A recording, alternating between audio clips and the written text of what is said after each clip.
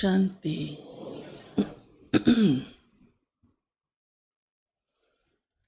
आज प्यारे बाबा ने हम बच्चों को गुणवान कैसे बने इस पर सुनाया है। हमारा लक्ष्य ही है सर्वगुण संपन्न बनना, या 2-4 गुण से खुश हो जाएंगे। हाँ? अगर और 2-4 गुण हैं, हाँ, या कोई गुण की कमी है तो ज़रूर है, फिर क्या होगा उसकी जगह? क्या होगा? अवगुण होंगे। या तो गुण या तो अवगुण। अगर गुण पूरे नहीं है तो अवगुण है। फिर गुणवान बनना है तो क्या करना पड़ेगा? अवगुण निकालना पड़ेगा। और बल्कि अवगुण कई गुणों को खत्म कर देता है। कभी आपने गहराई से सोचा हो इस पर? अनुभव भी करना चाहिए। जब बारीकी से चेक करते हैं तो पता चलता है कि मेरी फलानी कमी ने या अवगुण ने मेरे कितने गुणों को खत्म कर दिया। है अनुभव? है अनुभव? बोलो। कोई भी एक अवगुण कई गुण खत्म कर देता है। मान लिया जाए सच्चाई का ही गुण नहीं है, सपोज, तो कितने अवगुण आ जाएंगे? कितने अवगुण आ जाएंगे? समझ सकते हो ना? बहुत अवगुण आ जाएंगे। कौन कौन से आ जाएंगे? हाँ, झूठ बोलने का, अच्छा, राइट। और हाँ, छुपाने का, राइट। हेरा फेरी करने का, इधर उधर बात, इधर की उधर उधर की इधर लगाने का, और सिद्ध करने का, जिद करने का, राइट। अपमान करने का। आपने देखा, झूठ वाला व्यक्ति अपमान न करे ये हो ही नहीं सकता। यही अपमान है अपने आप में, हाँ, कि सच नहीं सुनाया। आज्ञाकारी न होने का, फरमान बरदार नहीं रहते। क्रोध भी आता है, राइट। देखो, एक कमी ने, एक अवगुण ने कितने गुण खत्म कर दिए। आज इसलिए बाबा ने कहा है अपना पोता मेल निकालो। पोता मेल बना हिसाब निकालो। क्या हिसाब निकालो? कि मेरे अंदर कौन कौन से गुण बाकी और हैं धारण करने के। जैसे आप कमाई करते हो तो हिसाब निकालते हो ना। हाँ, कल इतने कमाए थे, आज थोड़े कम कमाए गए। पर उसमें भी हमको तो नोट गिनने नहीं आते। जो गिनते हैं ना, 1-2 बार मैंने चेक किया, वो 500 के अलग रख रहा है, 100 के अलग रख रहा है। मैंने कहा ऐसे, कहते ये इस तरीका होता है। हाँ, 10 के अलग रख रहा है, फिर उसकी गिनती कर रहा है, ये इतने, ये इतने, ये इतने, है ना। बाबा ने हमें गुणों की लिस्ट दी है। देवताओं के 56 गुण कौन से होते हैं सभी को मालूम है।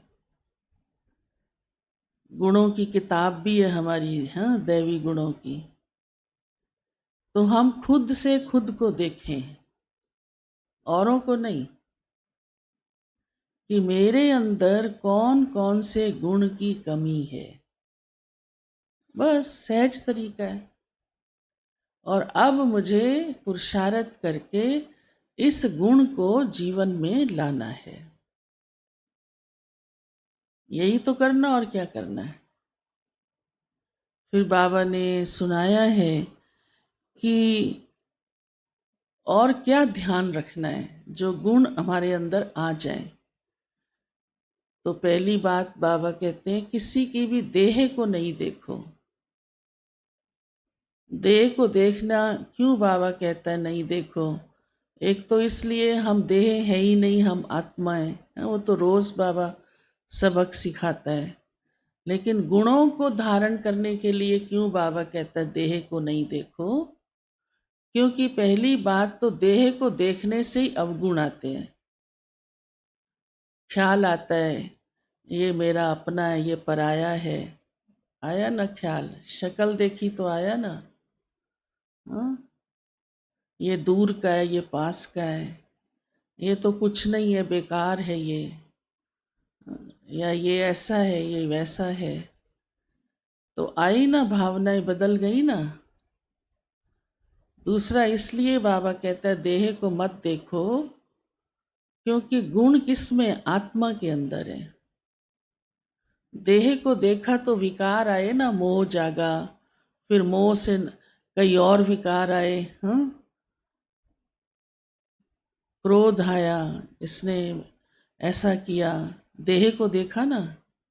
सारे पांचों विकार किस कारण आते हैं? देह को देखने से। उसी से अवगुण आते हैं। और आत्मा के अंदर तो गुण है, आत्मा शांत स्वरूप है। 7 गुण है ना आत्मा के, मालूम है ना? हाँ, शांति, पवित्रता, सुख, ज्ञान, आनंद, प्रेम, शक्ति। तो वो ध्यान पर आएंगे। और वही ही मूल रूप से ये 7 गुण हमें अन्य गुणों को लाने में मदद करते हैं। ये भी अनुभव करना, करते ही अनुभव, थोड़ा और इस पर विचार चलाना कि ये 7 गुण हमें अन्य गुणों को लाने में कैसे मदद करते हैं। ये कई बार हमने क्लास में सुनाया है कि एक शांति का ही गुण देखो तो अनुभव करो, कई गुण आ गए। मधुरता भी आ गई, नम्रता भी आ गई। हाँ, कई गुण आ गए। सहनशीलता भी आ गई। हाँ, मुझे शांत रहना है तो मुझे क्रोध नहीं करना है, तो मुझे क्रोध नहीं करना है तो जरूर है चुप रहना है। चुप रहना है माना तो कोई गलत भी कर रहा है तो उसको मुझे नहीं कुछ कहना है ना?